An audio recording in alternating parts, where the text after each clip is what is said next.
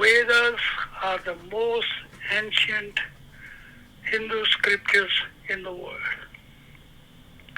Now, word Veda means the root word is Vid. Vid means knowledge. So from word Veda, Vid, the word Veda, which means books of knowledge. And there are four Vedas. Rig Veda, the most ancient, then Sham Veda, then Atharva Veda, then there's the fourth Veda, which is Yajur Veda. And there are four categories, covering four categories. Social life, humanity's social life, spiritual life, as well as the life of uh, daily routine and earning the living, regarding the living. So those are the four Vedas and the four books of knowledge. That's what each book represents in each. That means medicine, and then religious, and then scientific. All categories of knowledge is in these four Vedas. And now knowledge itself is divided into two categories. First one is elementary or very necessity knowledge, and it's called intellectual or academic.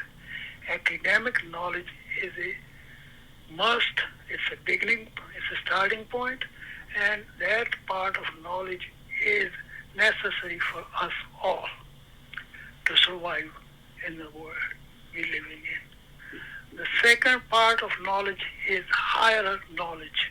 It's, in layman's language, intuition. Intuition is beyond that which we can see also through our senses. That which we can perceive through the senses is and understand through our senses. Of course, the mind included in that.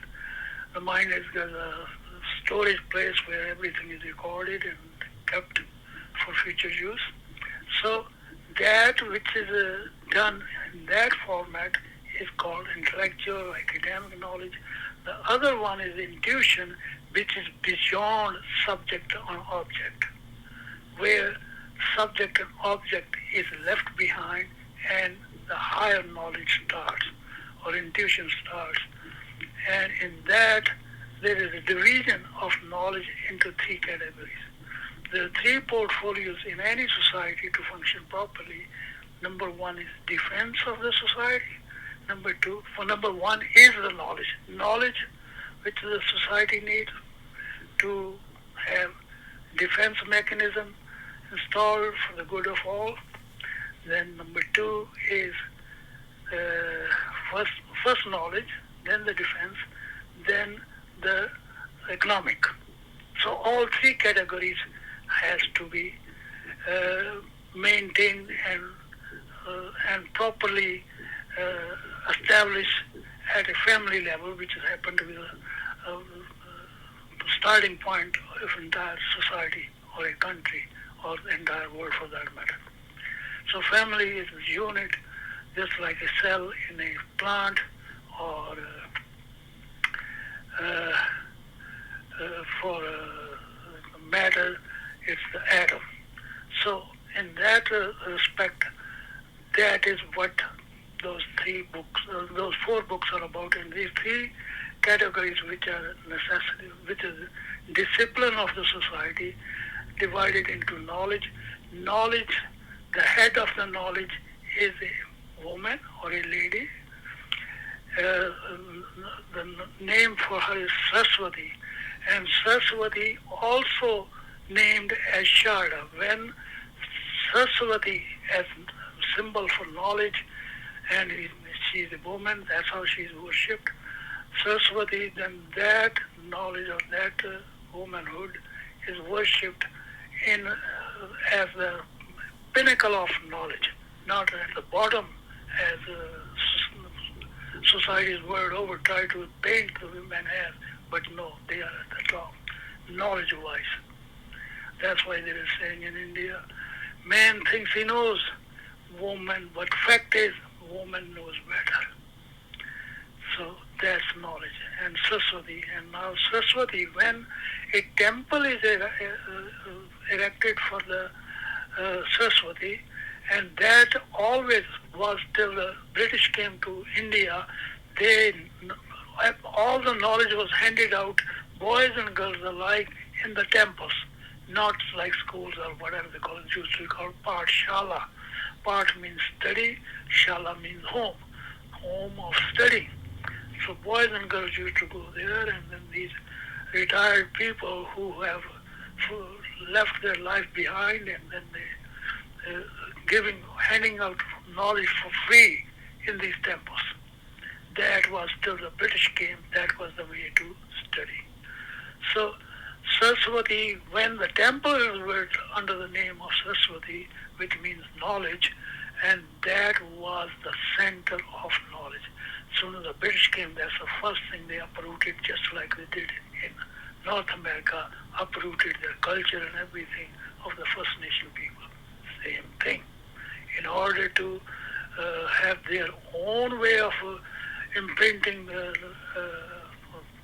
one they conquered, they imposed those things by force. That was happening in India too. No difference. No difference. So that's knowledge for Saraswati. And then that university was called Peeth, Sharda Peeth. Then the word Sharda became as a common noun for that education center. So Sharda is derived from the word Saraswati. Okay? And Sharma too. All these names are derived from knowledge. That center of the knowledge, where the knowledge transferred from generation to the next generation. That was the Saraswati. Then the second goddess was given defense. Defense was also Durga, again a woman. She is riding on a lion, because you have to express how much power she has. And she had a 4 hand on one side, 4 hand on the other, 8 hands, and each hand has a different weapon. In another word, she was all the, doesn't matter how much strong man is, men are, or whatever, she can alone take care of them all. So that's Durga. So knowledge and defense taken care of by the two women. Then prosperity, the wealth, economy, that again was in the hands of the woman. That's called Lakshmi, which we worship on Diwali, day of Diwali. Yeah? So these are 3 Vedic goddesses which are the main portfolio for any society to survive and function properly.